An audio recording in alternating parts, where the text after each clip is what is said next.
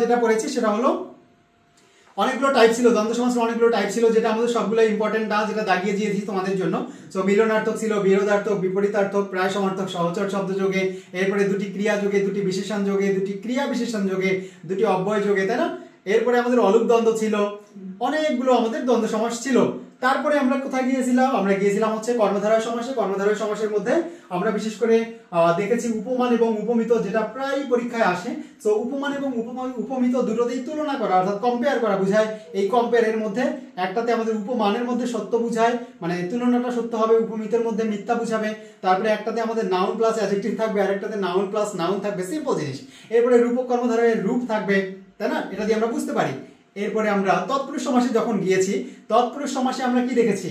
তৎপুরুষ সমাসে জাস্ট দেখেছি যে আমাদের বিভক্তির নাম অনুসারে 9 প্রকারের মধ্যে বিভক্তির নাম অনুসারে দ্বিতীয়া থেকে সপ্তমী পর্যন্ত যে বিভক্তিগুলো ছিল সেখান থেকে কিন্তু আমাদের কতগুলো আসে? 6 প্রকার আসে। আর বাকি 3 প্রকার আমাদের কি আসে? উপ তৎপুরুষ আছে, নয়ও আছে, অলুক তৎপুরুষ আছে, তাই না? অলুকের ক্ষেত্রে তোমাদেরকে কিন্তু খুব গুরুত্বপূর্ণ একটা হচ্ছে ক্লু দিয়েছিলাম, তোমরা কিভাবে অলুক দ্বন্দ্ব, অলুক তৎপুরুষ, অলুক ষষ্ঠী তৎপুরুষ, অলুক বহুব্রীহি এগুলো তোমরা আইডেন্টিফাই করবা। জাস্ট তোমাকে মনে রাখতে হবে, আমি শুরু থেকে শেষ পর্যন্ত বলেছিলাম সমাসের ক্ষেত্রে তোমাকে একদম ফার্স্ট টু লাস্ট যেটা মনে রাখতে হবে সেটা হলো কোন সমাসে কোন পদের অর্থের প্রাধান্য পায়, যেটা আমরা মুখস্থ করার প্রয়োজন নাই, একদম সুন্দরভাবে শেষ করেছি। তারপরে আমরা কোথায় এসেছিলাম? আমাদের বহুব্রীহি সমাসে এসেছিলাম, রাইট? বহুব্রীহি সমাসে সমানাধিকরণ, বেদীকরণ, ব্যতিহার এই 3টা আমাদের জন্য খুবই গুরুত্বপূর্ণ। পাশাপাশি অলুক বহুব্রীহি, এরপরে আমাদের হচ্ছে মধ্যপদলোপী বহুব্রীহি ছিল, এগুলো আমরা অবশ্যই পড়বো। আর দ্বিগু সমাসটা খুবই সহজ, এটা নিয়ে তোমরা খুবই মজা নিয়ে পড়েছো। দ্বিগু সমাসের ক্ষেত্রে আমরা যেটা বলেছিলাম তোমাদেরকে, দ্বিগু সমাসের সাথে কনফ্লিক্ট হতে পারে একটা জায়গায়, সেটা হলো সমানাধিকরণ, আমাদের হচ্ছে সংখ্যাবাচক বহুব্রীহি, সংখ্যাবাচক বহুব্রীহি। সংখ্যাবাচক বহুব্রীহির ক্ষেত্রে কিন্তু একটা ম্যাথমেটিক্যাল টার্ম তোমাদের জন্য দাঁড় করিয়ে দিয়েছি, সেটা তোমরা দেখলে কিন্তু আর কোথাও ভুল হওয়ার সম্ভাবনা থাকবে না, রাইট? ভুল হওয়ার সম্ভাবনা থাকবে না। এবং আমরা দ্বিগু সমাসে দেখেছি সংখ্যা ছিল, সমাহার ছিল, তাই না? এগুলো থাকলেই কিন্তু আমরা দ্বিগু সমাসে পাই, এবং দ্বিগু সমাসে পরপদের অর্থের প্রাধান্য পাই। আর সংখ্যাবাচক বহুব্রীহি যেটা, সেটাতে আমাদের তৃতীয় পদের প্রাধান্য পায়। ব্যাস, এই তো ছিল আজকের মোটামুটি আমাদের সমাসের টপিকগুলা। এর বাইরে আমরা যেটা দেখেছিলাম তোমাদের মধ্যপদলোপী কর্মধারা এবং মধ্যপদলোপী বহুব্রীহি, এই দুটার মধ্যে পার্থক্য কি এবং কোনটাতে কোন পদের অর্থের প্রাধান্য পায়, এইটুকু যারা যারা একদম মনোযোগ দিয়ে আজকের পুরো ক্লাসটা করেছো তারা অবশ্যই লাস্ট মোমেন্টে আমার এই রিভিউটুকু তোমাদের জন্য অনেক কাজে দিবে। এবং আমি বলবো যে তোমরা এইটুকু যদি অ্যাটলিস্ট প্রিপারেশন, পরীক্ষার আগের রাতে পুরো সমাস না ক্লাস করে এই অংশটুকু যদি তুমি দেখো, তোমার একদম পড়াশোনা শেষ হয়ে যাবে।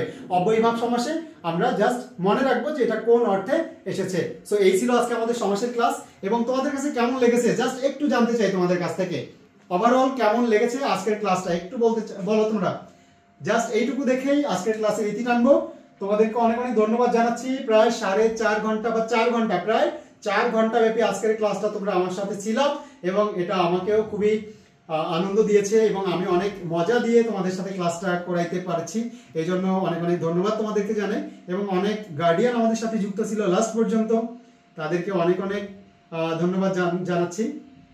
তো আচ্ছা, খুব ভালো লেগেছে না? তো তারপরেও তোমরা আরো একবার আমার এই ক্লাসটা রেকর্ডেড যারা ছিলা তারা অবশ্যই একবার রেকর্ডেড দেখার ট্রাই করবা। হ্যাঁ, আরেকবার রেকর্ডেড ক্লাসটা দেখে নিবা, আমাদের অ্যাপে অবশ্যই দিয়ে দিব।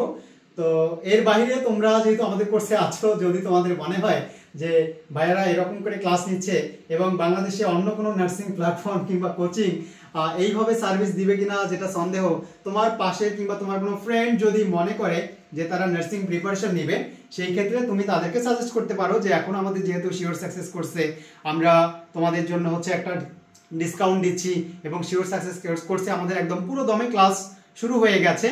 তো তোমরা তাদেরকে সাজেস্ট করতে পারো যেন বিব্রেইনারে তারাও প্রিপারেশন নিতে পারে এবং কোথাও গিয়ে যেন ধোকা খেয়ে বোকা না হয়ে যায়, এবং তারা যেন তাদের জীবন থেকে 1 বছর না হারিয়ে ফেলে। ওভারঅল সবাইকে অনেক ধন্যবাদ জানাচ্ছি আজকের ক্লাসটা এত সুন্দরভাবে এনজয় করার জন্য। আসসালামু আলাইকুম ওয়া রাহমাতুল্লাহ।